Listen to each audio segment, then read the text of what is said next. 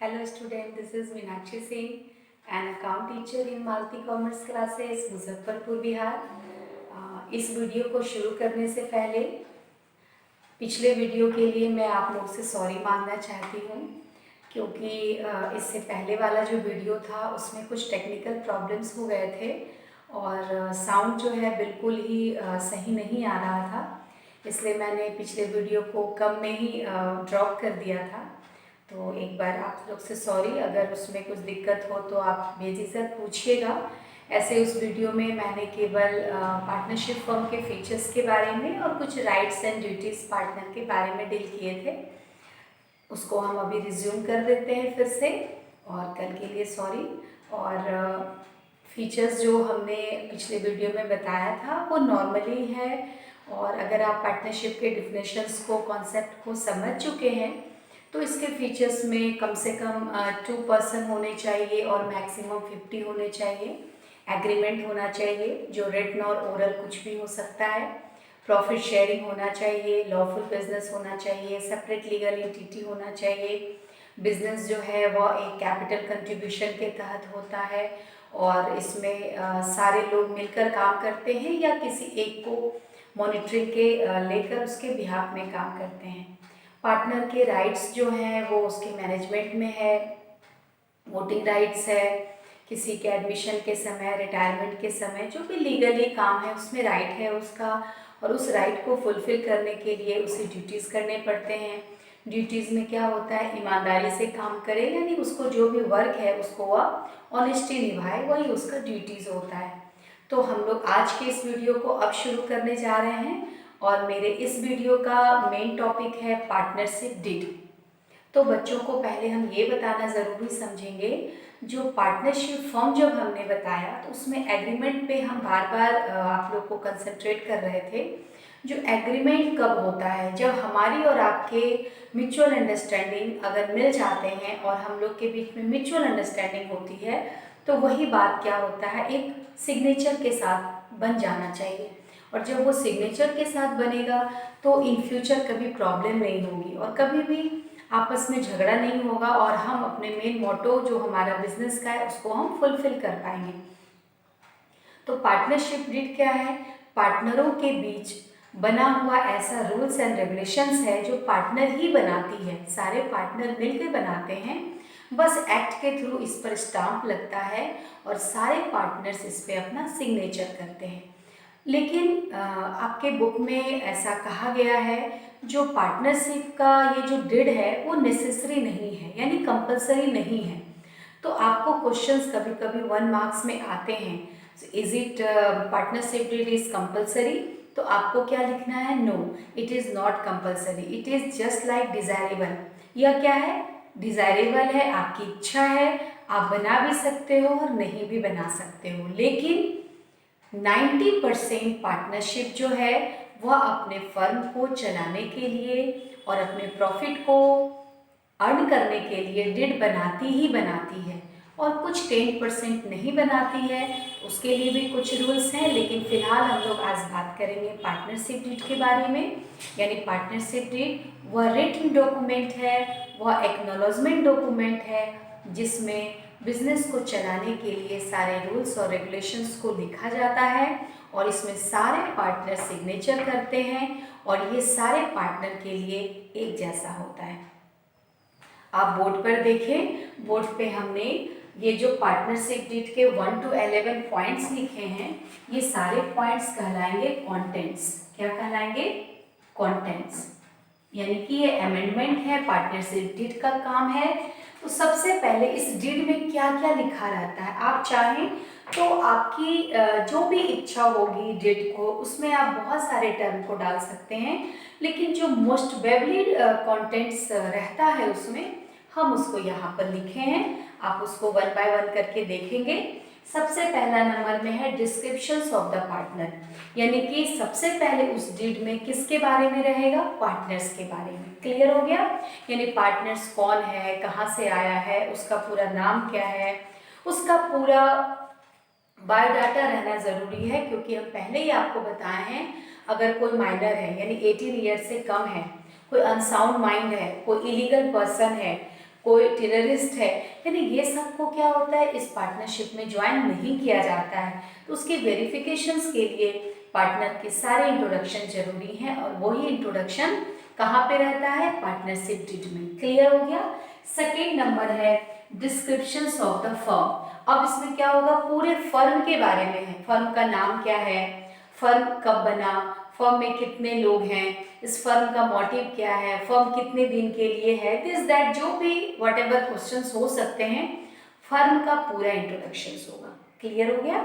Third number है principal place of business, यानी कि आप ये बिजनेस किस जगह पे कर रहे हैं, क्योंकि बिजनेस करते समय हमारा मेन एक होता है और बाद बाकी ब्रांचेज होते हैं। तो जो हमारा मेन प्लेस है जिसको प्रिंसिपल प्लेस बोलते हैं, जहाँ जो हेड क्वार्टर है जहाँ से सारा चीज़ बनते हैं, वहीं से सारा ब्रांच बनेगा।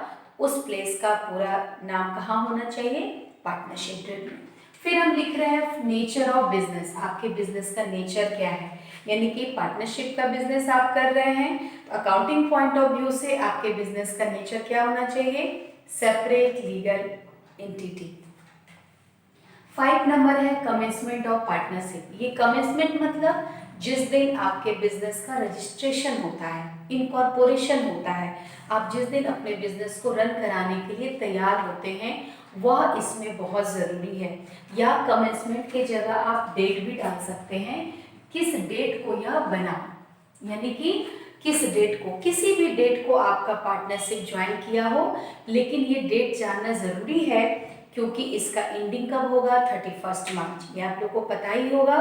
हमेशा बैलेंस शीट कब बनता है, साल के अंत में बनता है। तो 31 मार्च के क्लोजिंग में हम लोग जो सेटलमेंट ऑफ अकाउंट्स करेंगे उसके लिए हमारा डेट का जानना बहुत ज़रूरी है। तो कमेंसमेंट से ही क्या होगा, हम उस चीज़ को फुलफिल करेंगे। नेक्स्ट है हमारा कैपिटल कंट्रीब्यूशन, यानी कौन पार्टनर कितना कैपिटल इंट्रोड्यूस किया है, क्योंकि हर पार्टनर का कैपिटल एक जैसा नहीं हो सकता है। इसमें कोई ऐसा रूल नहीं है हर पार्टनर इतना ही देगा, जिसको जितना रहता है वो कैपिटल कंट्रीब्यूट करता है और उसी के अनुसार उसको प्रॉफिट में शेयर मिलता है।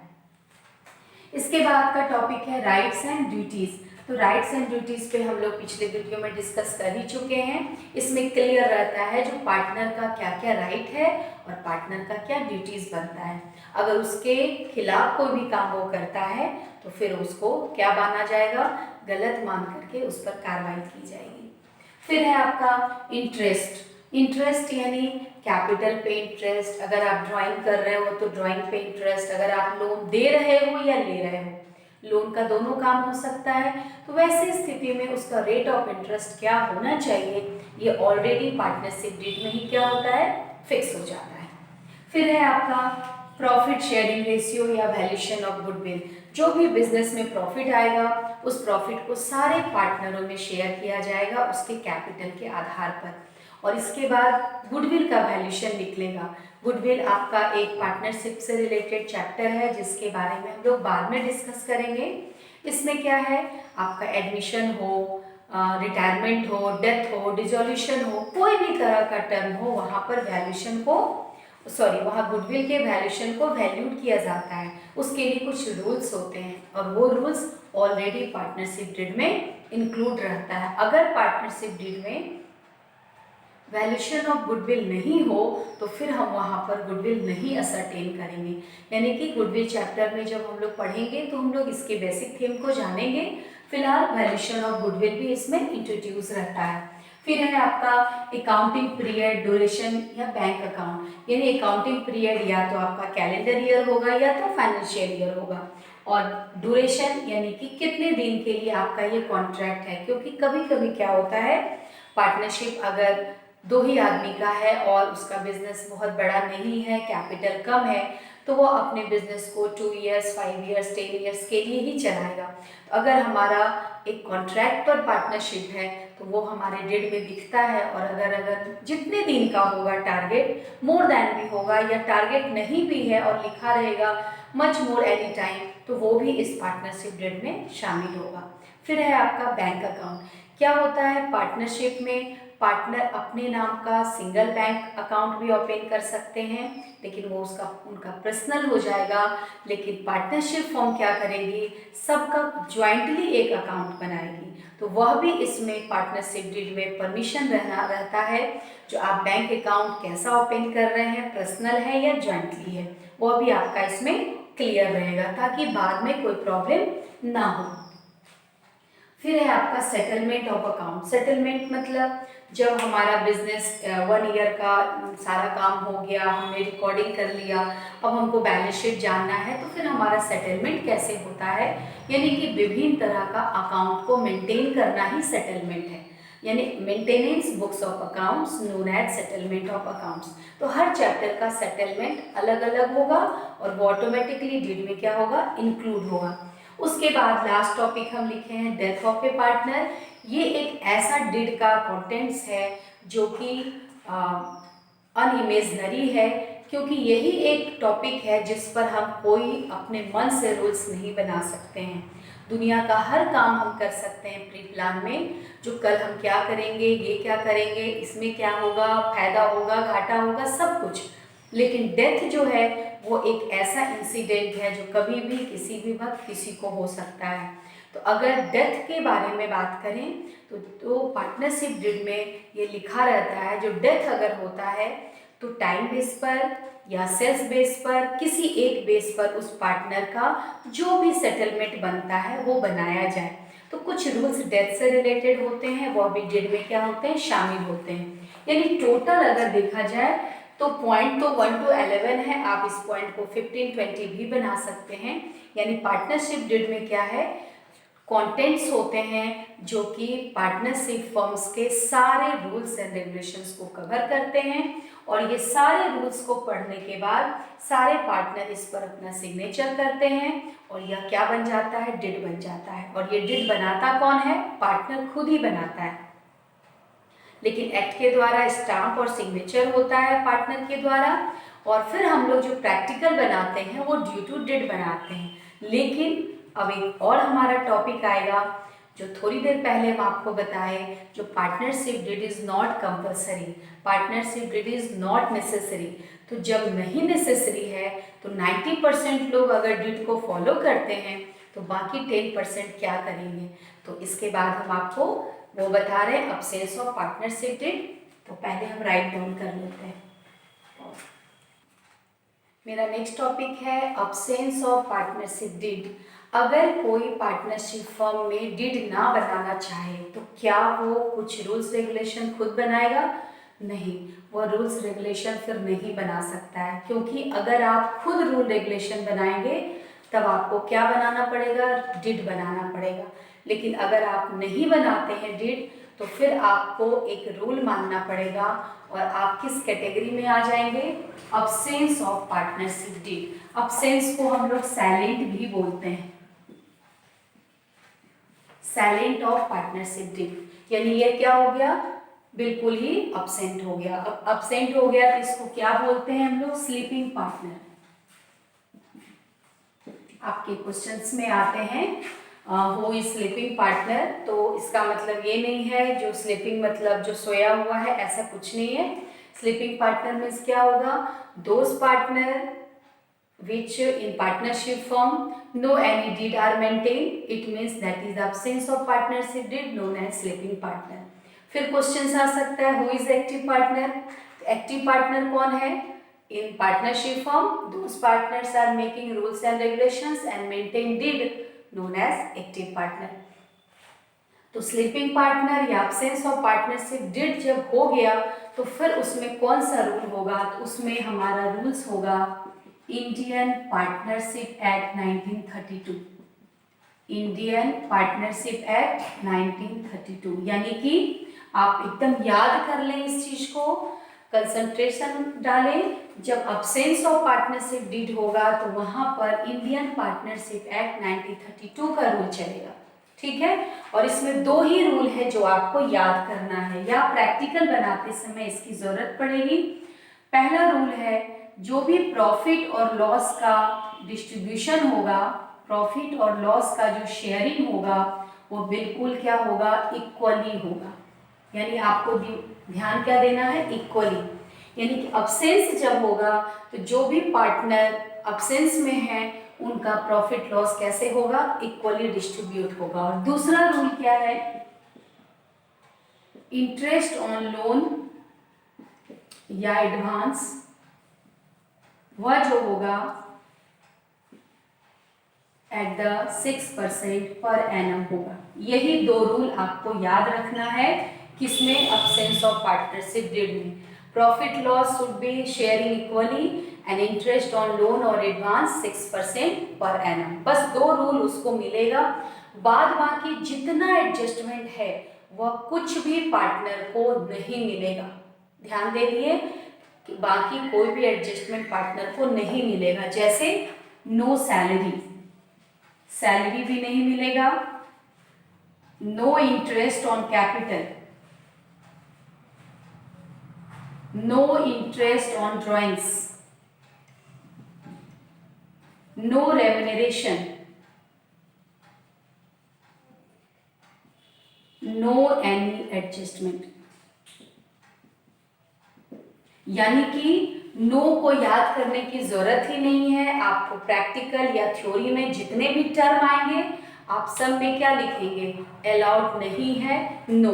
किस में नहीं, ना सैलरी मिलेगा, ना उसके कैपिटल पे इंटरेस्ट मिलेगा। जब ड्राइंग कर ही नहीं सकते हैं तो इंटरेस्ट ऑन ड्राइंग भी नहीं कर सकते हैं, ना ही कोई रेम्यूनरेशन मिलेगा, ना ही वो किसी तरह का राइट बोल सकता है। यानी किसी भी तरह का एक्स्ट्रा एडजस्टमेंट उसको बेनिफिट ही नहीं होगा। उसको केवल दो चीज मिलेगा, प्रॉफिट लॉस इक्वली और इंटरेस्ट ऑन लोन या एडवांस 6%। ये अब्सेंस ऑफ पार्टनरशिप डीड हो गया। आज के इस वीडियो में हमने आपको पार्टनरशिप डीड के बारे में बताए, उसके कंटेंट्स के बारे में बताए, और whenever absence of partnership deed कुछ रूल्स मेंटेन होते हैं वह हो गया। अब आपको एक हम नेट सेल में बात बता दें, अगर आपके प्रैक्टिकल में कितना भी बड़ा क्वेश्चंस हो और अगर नीचे में लिखा हो अब्सेंस ऑफ पार्टनरशिप डीड या साइलेंट ऑफ पार्टनरशिप डीड, तो पूरे सवाल में से केवल दो चीज को आप लेंगे, चाहे वो कुछ भी दिया हो प्रैक्टिकल में, इंटरेस्ट दिया हो 7%, 9%, प्रॉफिट कुछ भी, सैलरी कुछ भी, लेकिन आप किसी पर भी ध्यान नहीं देंगे। और ये एग्जाम में आता ही आता है, बहुत बड़े बड़े सवाल होंगे और कहीं पर साइलेंट वर्ड छुपा होगा, अब्सेंट वर्ड होगा, और आपको क्या करना है, उस पूरे सवाल में से केवल दो चीज लेना है, प्रॉफिट या लॉस जो भी दिया रहेगा उसको इक्वली डिस्ट्रीब्यूट कर देंगे, और फिर आपका अगर लोन या एडवांस है तो उस पर 6% आप इंटरेस्ट देंगे, बाद बाकी का आप एंट्री ही नहीं करेंगे, तो ये क्या शो करेगा, अब्सेंस ऑफ पार्टनरशिप डीड।